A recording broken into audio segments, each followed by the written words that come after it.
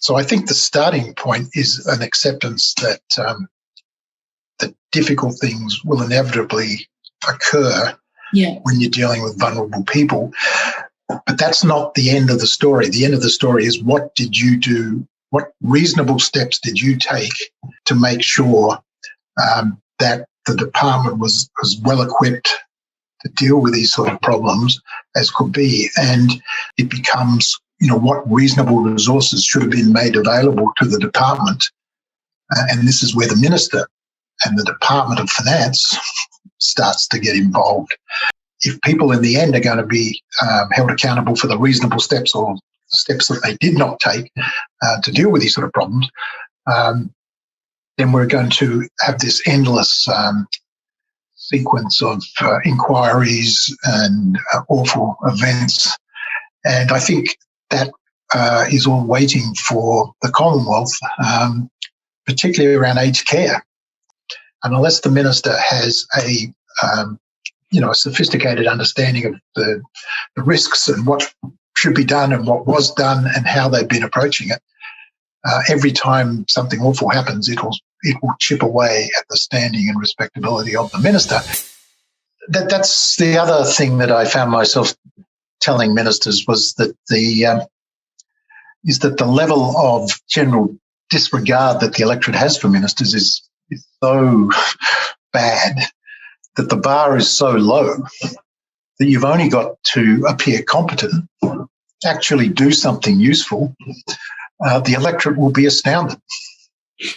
That's the flip side of the situation that they're in. So there are, in fact, many situations where straight competency is not actually politically that threatening if you've done the work.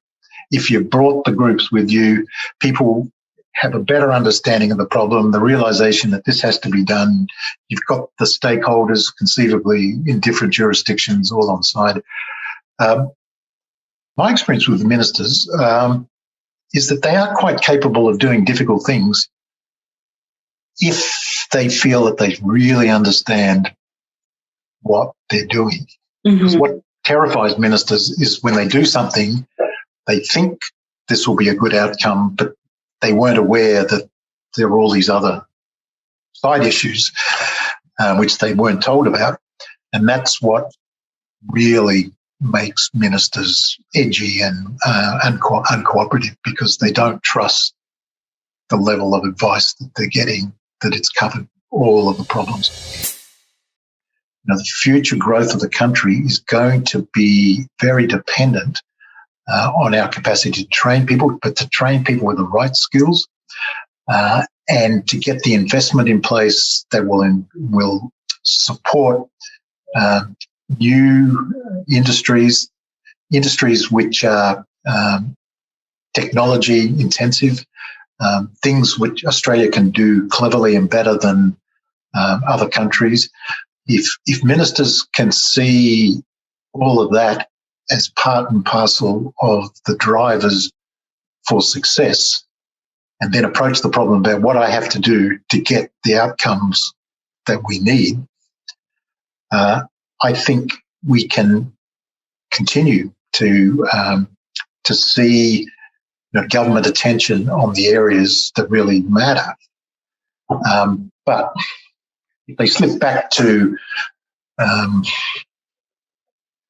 what do I need to do to appear to be doing stuff, or what does the polling show that the electorate's really concerned about? If that becomes the driver, then I suspect the focus will fade.